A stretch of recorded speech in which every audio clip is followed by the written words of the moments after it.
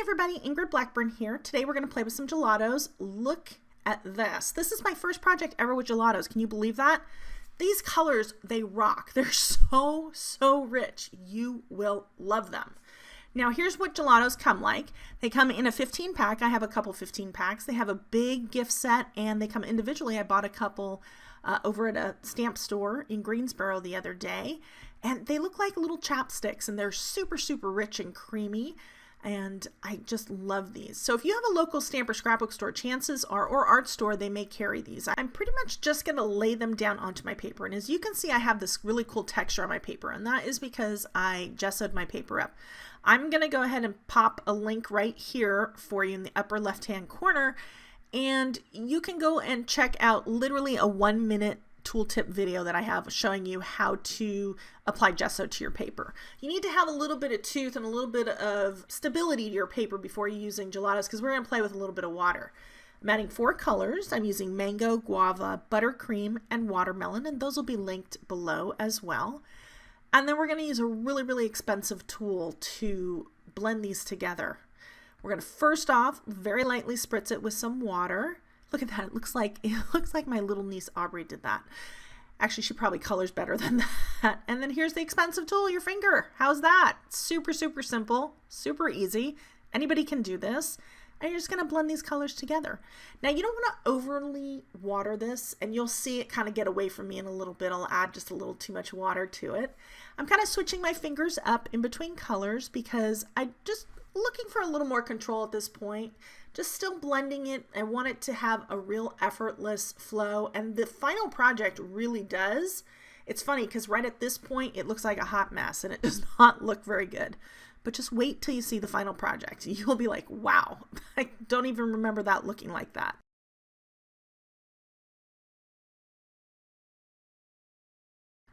So we're just still blending this. I'm going to spritz a little bit of water onto my craft mat, giving me a little more control.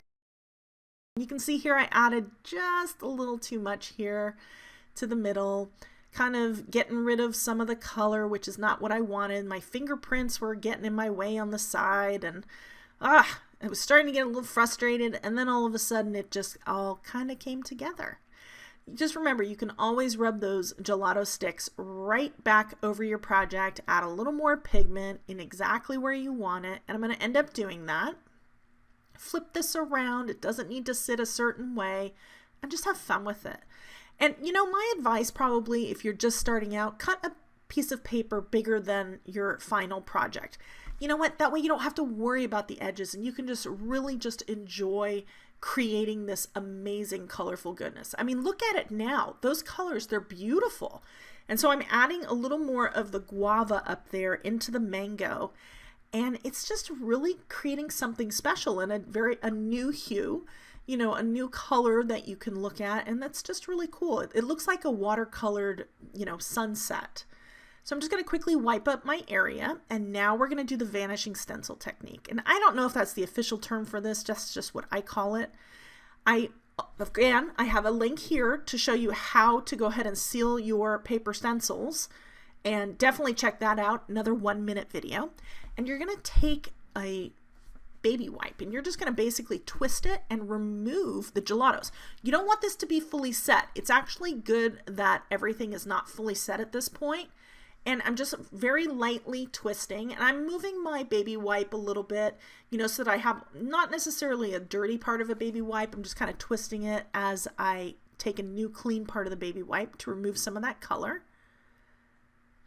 And what we're going to be left with is actually the negative, well, it's actually the positive part of the stencil, but we've removed all the image, thus giving us kind of like a negative image, which is very interesting, right? Love that. Now we're going to cut that out, and I have this very cool die cut. This was in the latest release, the latest stamp of approval release, actually. It's the lattice frame dies.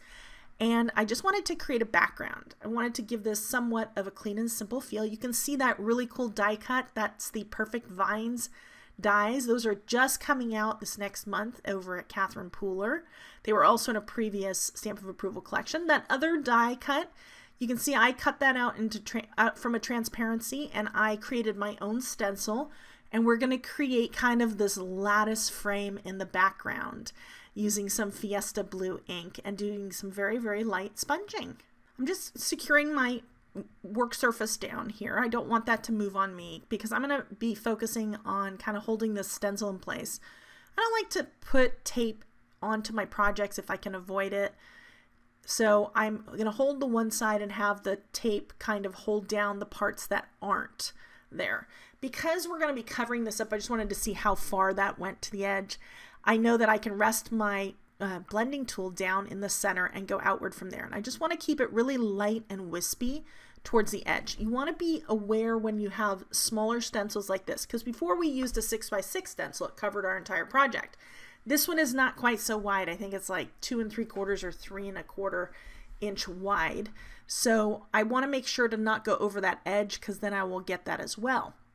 But here's how you can get that continuity of an image.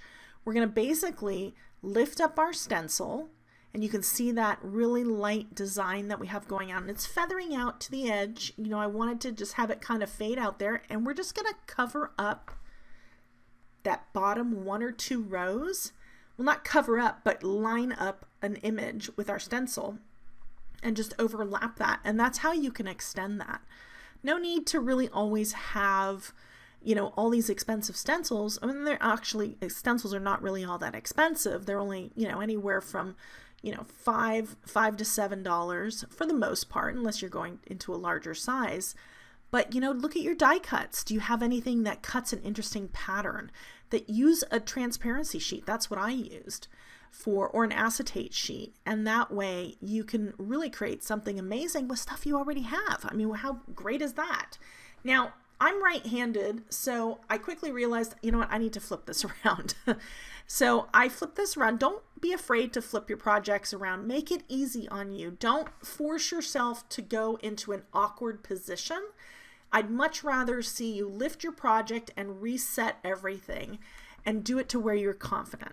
Now, I didn't show you that last quadrant, but there's that light background, and you'll see it in the photos that I have here at the end. And it was just that little something there. I love it. And that really bright, vibrant gelato vine. Love that. Now, here's the third way that you could do gelatos. We showed you how to color and watercolor a background. We showed you the negative stencil technique, or the vanishing stencil technique. Take your gelato to your stamps. I mean, how brilliant is that, right? Now this is, I think this is the Supernova. No, actually, I think it is, let's see here, Galaxy. That's that purple, deep dark purple iridescent. Very lightly spritz that to, I don't think I did it 3 times, really lightly. You don't want to add too much water, and I'm stamping this down. Now, I ended up not using this, but I thought that I would show it to you as a third way to use a gelato.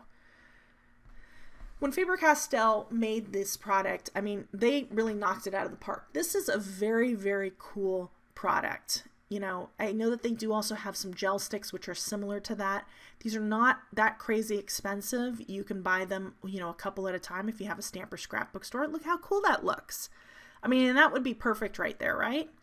But I decided in the end that I wanted to do something a little more elegant. So I took out my Noteworthy 2 stamp set by Stamplarations, and I'm going to emboss that with some platinum embossing powder by Ranger. I'm addicted to platinum.